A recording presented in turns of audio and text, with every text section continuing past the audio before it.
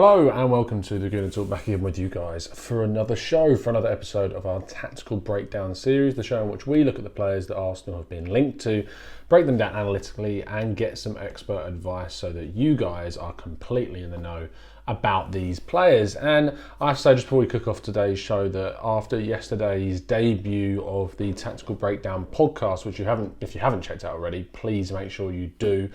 It's on the channel. We're really trying to spread the word, so any help in doing that is hugely appreciated.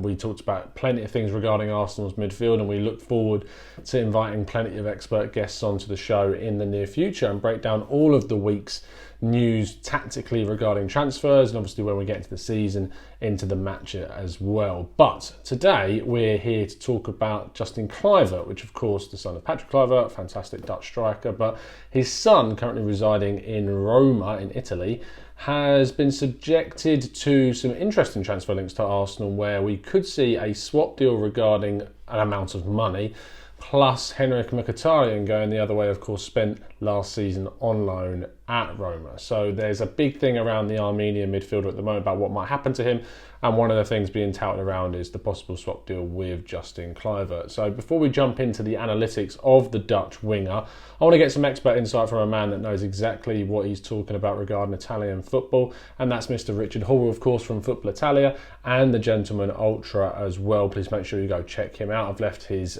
contact details of Twitter in the description. But let's head over to Rich so he can tell us everything possible regarding Justin Kluivert. So as you've seen, there's linked in the press at the moment that Justin Kluivert may be on his way to Arsenal as part of a swap deal with Henrik Mkhitaryan. Well, it's an interesting one because, first of all, we want to look at, will the deal go ahead? I mean, let's look at Justin Kluivert's time at Roma. Since he's arrived in Rome, he's been seen as having a lot of potential indeed, and that's the way Roma wanted to go for quite some time. They wanted to buy younger players that could potentially sell on at a later date. So the fee would be quite an interesting one because of two reasons. He hasn't really hit the ground running with Roma. In his first season, he showed some absolutely phenomenal bursts of pace. Really did show that he could be something really dangerous in the future. The problem is he wasn't consistent. Now, there's no doubt that his talent's there. You know, he's extremely quick. He's very physical. I think tactically he took a little bit of time to get used to playing in Italy, and obviously as just such a young boy, he needed time to settle in. He only scored once in his first season, but he did get 6 assists, so he did have a fairly good season. Roma, again, going through some sort of transition, so we've got to understand that. Lots of players coming in and out, really trying to get to fit into Fonseca's system. This season, what I would say about him, what I was quite impressed with him, he did add more goals to his game, which is fantastic to see, because that was something he really needed to do. He's got a great target man that he can set up with that Dzeko at the moment in Rome. Again, you don't always see him featuring game in, game out. I think that with Arsenal, would he suit the Premier League? He's definitely got the raw talent to do that. The pace would not threaten him at all. But I just feel like he's a little bit of a confidence player at the moment, and I think with Rome it's very difficult because to understand Rome and Roman politics and the way that city operates is very difficult. It's not a normal club. The pressure is immense in Rome. It's absolutely immense because it's all about winning the derby and then trying to win the Scudetto. But realistically, you look at Roma, they've not won the title that many times, and so therefore there's not a great expectation that they have to. There's just a great expectation to beat Lazio basically as well. But there's lots more that goes around that, and I think that for a young boy going into that, what's his melting pot in one of world football's biggest and most aggressive venues, in some respects you could say he's done well. I quite like him. I think there's things he could improve on. Some of his crossing sometimes, decision making sometimes just not quite there. But what you tend to get with him is you can watch him and be quite frustrated with him in one game, and then in the next game, he's a different player, he's a different animal. The biggest thing for me is consistency. Would the deal get done? It depends on the fee. I mean, interestingly, Henrik Mkhitaryan has been very honest about the fact that he's really enjoyed his time in Rome and wants to stay. He's played quite well and a bit more consistent than you probably saw him at Arsenal. A bit more involved. I think that the game suits him in Italy a little bit more.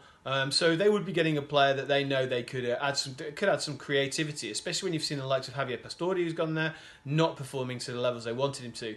So that's the Henrik Mkhitaryan link really, really works. So no problems at all there. With Justin Kluivert, again, he is, I've said this a couple of times already, an emerging talent. So the fee would still have to be there because, in one respect, Arsenal would be getting someone who potentially could become an excellent player. But again, their argument, and I'm sure it would be a fair one, is that, well, look, he's not proven it consistently. So, yeah. One more thing to add to this. Whilst it has dropped into the Italian papers, it's not been heavily pushed. And there has been a lot of rumours going around at the moment because a lot of people are talking about when the Italian league is going to start again, which is big in the news. And also because of that, players' contracts, the extension of contracts, who's going to be picked up in the market is very, very topical right now. And that also, you've not seen too much of Justin Kluivert going to Arsenal. Very much, it has been mentioned due to the whole situation with Mino Raiola and the links. So there are a few websites that have published this, but it isn't mainstream news as yet. So we'll have to wait and see to see if it gathers any more momentum. But overall, in summary, would Arsenal be getting a good player? Listen, if you can broker a deal where you get rid of Mkhitaryan over to Rome, that will suit Mkhitaryan. I don't think many Arsenal fans would miss him too much. And then if you did pay, depending on that fee, I don't think it would be too much of a risk if you could trade Mkhitaryan off for a talent that potentially could be brilliant. Like I said, you can watch him at times. In spats, he's brilliant, but at other points, you'll be a bit frustrated perhaps. But let's hope you. If you do get the deal, you see the better side of him because he's definitely worth watching. Massive thank you there to Richard for helping us out with our expert side of things regarding Kluivert. It's interesting to me because if this deal was to come off, say a certain amount of money in the region of around 10 to 15 million pounds plus Henrik Mkhitaryan, it seems to be a no-brainer. You're getting the option of a real young, high amounts of potential and exciting player in Kluivert, and losing Mkhitaryan, who is over 30, is a massive, massive burden on the wage bill at the club. It seems too good to be true, and that's starting to make me feel like it's unlikely we'll see this deal happen. But I'm really interested to know what you guys think of what Richard's comments were. Please let me know in the comment section below. But let's head on with our analytical side of things as we look initially at his heat map. So you can see the heat map on the screen there. Massive, as I've said, he's a winger, and he plays mainly on that left-hand side, loving to cut inside. He's a tricky player. You can watch plenty of clips of him online taking on players, finishing with a finesse shot. Consistency was always sort of the thing that Richard mentioned, and I think someone who plays as a winger, is very young and very technically gifted and wants to use those skills, is always going to have consistency as a big part of his game, which separates the really, really top class players from those that are just the regular 5, 6, 7 out of 10 each week. If we then look onto his attacking stats to know how much of an influence he's having in an offensive sense, 7 goals and 1 assist so far this season, which for someone that you would argue hasn't hit the ground running in Italy this season, it's still pretty darn good from that perspective. And he's only taken just over 2 shots in each game, so that's also good. You can see those shots mainly shifted and skewed towards that left-hand side. The most successful ones are coming. And you can see, they're coming from an area which is very, very narrow. If you actually look on the left-hand side, you can count up about 10 different shots in a rectangular shape there, which ultimately looks a little bit like a cricket bat in fairness. But those shots being taken from that position are clearly where he favours his most accurate and deadly areas, and certainly something that maybe Arsenal could utilise, although there is part of me that thinks maybe that makes them a little bit too predictable, but I might be just being a bit pedantic. Dribbles, 53% success rate, over nearly 6 of those being made in each game is pretty darn good for someone of his age in a league which is very physical in Serie A.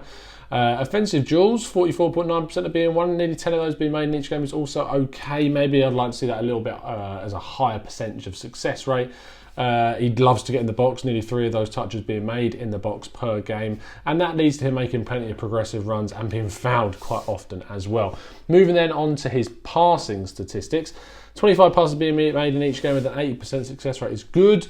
Usually they're in the 70s for someone of a forward player like that, so it's very impressive to see that his pass accuracy is in the 80s. I like that a lot. Long passes as well, 63.2% of those being successful is very strong, 1.64 being made in each game, which shows me that whilst it's not a big part of his game, that there is some accuracy in the decision making that he's doing, which is also good. Through passes, not part of his game really, 0.3 being made in there. Crosses, for someone who's playing on the left hand side but likes to cut inside, typically those statistics are quite low, and that corresponds to what we're seeing here. 1.55 crosses over 22% accuracy is very typical of a player of his style. Passing into the final third though, 64.1%. Passing into the penalty area, 58%. They're getting more dangerous as they get close to it, and you'd see the percentage drop, but that's still a fairly decent return return. But here is where you're starting to see why his accuracy is so high, because actually his ratio of forward to backward passes is negative, and 93% accuracy of the backward passes is definitely buffering up that forward pass accuracy of 72.2. So maybe I'd like to see a little bit more accuracy and a little bit more risk being taken, with the more emphasis on creating more passes going forwards. But with someone that does like to go to the byline, cut inside to then pass to the edge of the box here and there, that is one of the reasons why we're seeing a negative forward to backward pass ratio. But maybe you could argue he can be a little bit more adventurous, but there are certainly reasons behind that. Finally, moving on then to his defensive statistics, we're looking there at 5.56 defensive duels being made in each game and winning 46.5% of those, which for a young, small winger is good. Is fairly good for a guy that is in his position, backing up that fullback. Aerial duels, he's not going to be winning too many of those, but 38.5% is actually a fairly decent return. 33.3% of his loose ball duels he is winning. Good to see winning a third of those, but I'd maybe quite like to see that a bit higher. Sliding tackles, winger, not too much part of his game, but 1.89 interceptions is a bit of a bonus. Losses to recoveries is very nice, nearly 3 times the amount of recoveries being made every time he loses it, and 21% of the times he loses the ball is in his own half. Typically for a winger, you sometimes see that percentage a bit higher, so that's very good. And recoveries, 65% of the recoveries being made, nearly 2 recoveries in each game being made in the opposition half. Very, very, very promising. Like that a lot. And his yellow to red cards, discipline, possibly something you could highlight with a red card in there, and with several yellows as well. Fouls 1.64 has led to those yellow cards. That's inexperience. That's just hot-headedness. Which, I mean, yes, you can criticise quite rightly, but maybe with what he brings you on an offensive, and as we've seen, a defensive sense as well, it's certainly something that is worth having. So there you go. Everything that you could possibly want regarding Justin Kluivert. So the swap deal, is it worth it? 100 million% this swap deal would be an out of this world deal for Arsenal. And in that instance, it makes me think that it's probably not going to happen, unfortunately. It seems too good to be true. Maybe something that's been thrown in by the newspapers out and the website specifically to get some clicks, possibly, but it's got a video out of us, and I hope that you've appreciated it. I know that typically sometimes you want to put in the comments section, oh well, there's never going to happen, why cover it? But you know, sometimes these things do happen, and in that case, it's good to be prepared and know everything about those players, and that's what we provided for you here. So if you have appreciated that and enjoyed it, please make sure you drop a like on the video and subscribe to the channel if you're new. We'll see you again very, very soon, and as always, up the Arsenal.